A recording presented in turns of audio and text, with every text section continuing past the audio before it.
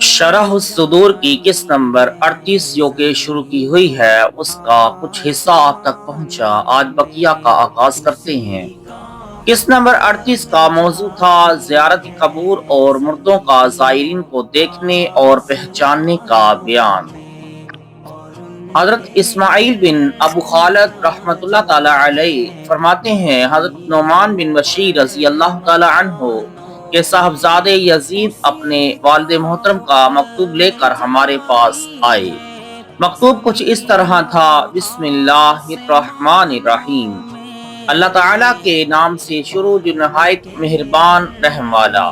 نعمان بن بشیر کی جانب سے ام عبداللہ بنت ابو ہاشم کی طرف آپ پر سلامتی ہو۔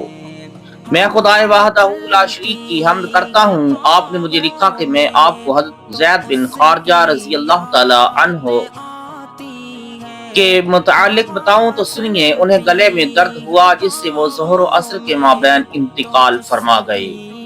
چنانچہ ہم نے انہیں لٹا کر اوپر کپڑا ڈال دیا۔ میں عصر کے بعد تسبیح میں مشغول تھا کہ مجھے نیند آ گئی اور کسی نے خواب میں آ کر کہا زید وفات کے بعد کلام کر رہے ہیں۔ میں جلدی سے اٹھا اور ان کی چارپائی کی طرف چل دیا۔ وہاں کچھ انصاری حضرات موجود تھے اور حضرت زید رضی اللہ تعالی عنہ یہ کلام کر رہے تھے: لوگوں میں سب سے زیادہ پختہ احکام الہیہ میں ملامت کرنے والے کی ملامت سے بے پرواہ اور طاقتور کو کمزور کا مال کھانے سے روکنے والے اللہ عز و جل کے بندے امیر المؤمنین حضرت عمر بن خطاب رضی اللہ تعالی عنہ ہیں۔ انہوں نے سچ فرمایا، ان کے متعلق پہلی کتابوں میں ایسا ہی تھا۔ امیر المؤمنین عثمان بن عفان رضی اللہ تعالی عنہ لوگوں کی خطاؤں سے بہت درگزر فرماتے ہیں۔ ان کی 2 راتیں گزر گئی اور 4 باقی ہیں۔ پھر لوگوں میں اختلاف ہو گیا اور وہ ایک دوسرے کے دشمن بن گئے۔ کوئی نظام باقی نہ رہا اور لوگ حرام کو حلال سمجھنے لگے۔ پھر مومنین نے روکتے ہوئے کہا: لوگوں، کتاب اللہ کو تھامو اور اپنی امیر کی طرف بڑھو، اس کی سنو اور اطاعت کرو۔ بس جو نافرمانی کرے وہ اپنے خون کو محفوظ تصور نہ کرے۔ اللہ عز و جل کا کام مقرر تقدیر ہے۔ اللہ اکبر، یہ جنت ہے اور یہ دوزخ ہے اور یہ انبیاء و صدیقین ہیں۔ اور اے ابن رواحہ، آپ پر سلام ہو، کیا آپ کے پاس غزوہ احد میں شہید ہونے والے میرے والد خارجہ اور سعد کے لیے کوئی خوشخبری ہے؟ پھر یہ آیت کریمہ تلاوت کی: کلا انہا لظی نزاعۃ للشوی تدعو من ادبر وتولی وجمع فاوعی۔ ہرگز نہیں، وہ تو بھڑکتی آگ ہے، کھال اتار لینے والی بلا رہی ہے اس کو جس نے پیٹ دی اور منہ پھیرا اور جوڑ کر سینت رکھا، یعنی محفوظ رکھا۔ پھر وہ خاموش ہو گئے تو میں نے وہاں موجود لوگوں سے پوچھا: آپ نے میرے آنے سے پہلے کیا گفتگو فرمائی تھی؟ انہوں نے کہا: ہم نے یہ آواز سنی کہ خاموش ہو جاؤ، خاموش ہو جاؤ۔ ہم نے ایک دوسرے کی طرف دیکھا تو آواز کپڑے کے اندر سے آ رہی تھی۔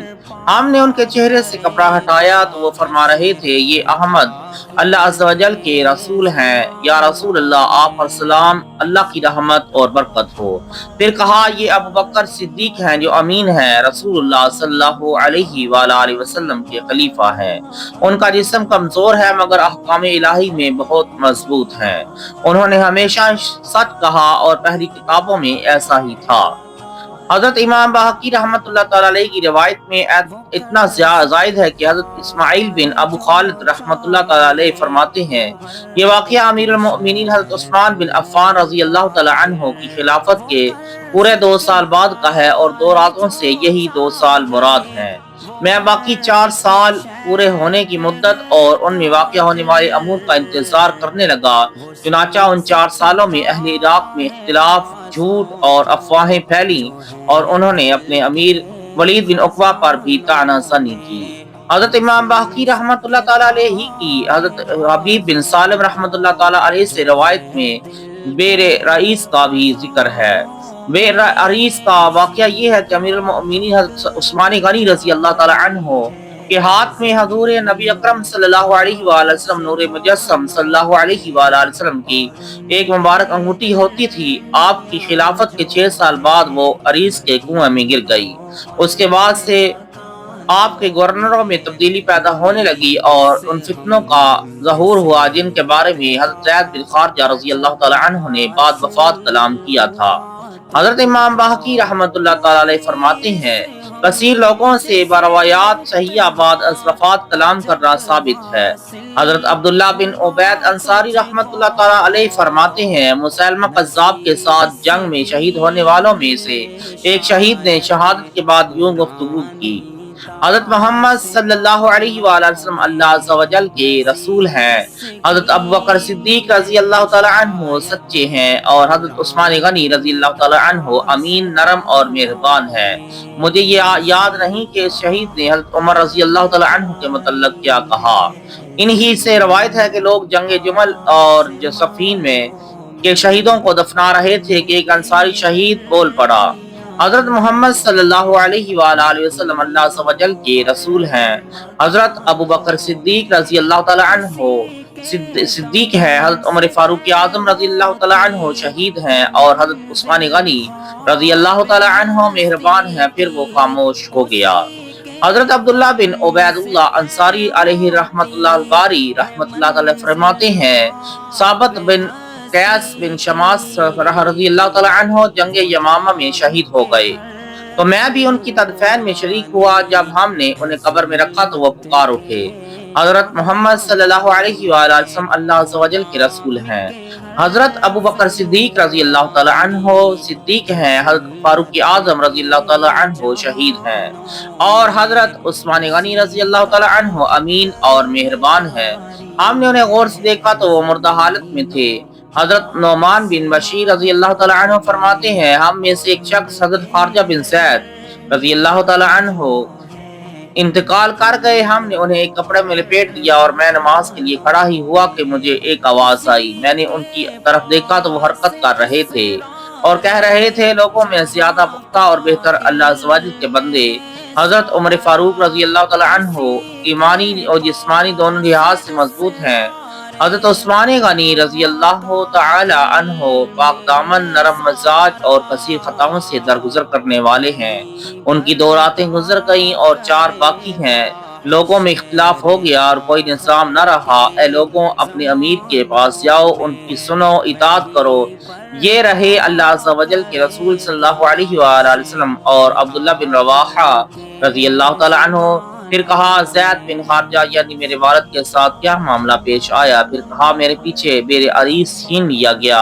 اتنا کہہ کر وہ خاموش ہو گئے۔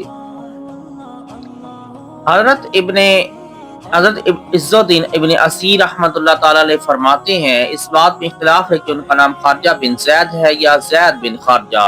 درست یہ ہے کہ جنہوں نے وفات کے بعد کلام کیا ان کا نام زید بن خارجہ ہے۔ حضرت انس بن مالک رضی اللہ تعالی عنہ فرماتے ہیں، حضرت زید بن خارجہ رضی اللہ تعالی عنہ کی وفات ہوئی تو ہم انہیں غسل دینے کے گئے، اور جیسے ہی ان پر پانی ڈالا وہ بول پڑے: 2 گزر گئے، 4 رہ گئے، مال دار غریبوں کا کھا گئے اور آپس میں پھوٹ پڑ گئی۔ حضرت ابوبکر صدیق رضی اللہ تعالی عنہ نرم ہیں، مومنین پر مہربان ہیں۔ حضرت عمر فاروق رضی اللہ تعالی عنہ کفار پر سخت ہیں۔ وہ اللہ عز و جل کے معاملہ میں کسی ملامت کرنے والے کی ملامت کی پرواہ نہیں کرتے۔ حضرت عثمان غنی رضی اللہ تعالی عنہ بھی نرم اور مسلمانوں پر شفیق ہیں۔ ابھی تم لوگ انہی کے طریقے پر ہو، لہٰذا ان کی سنو اور اطاعت کرو۔ پھر ان کی آواز بند ہو گئی، مگر زبان حرکت کر رہی تھی اور جسم مردہ تھا۔ اللہ تعالی ہم سب کو عمل صالح کرنے کی توفیق عطا فرمائے، صحابہ کرام کا ادب و احترام کرنے کی توفیق عطا فرمائے، اور نبی کریم صلی اللہ علیہ وآلہ وسلم کی قبر میں اور حشر میں شفاعت و پہچان نصیب فرمائے۔ آمین یا رب العالمین۔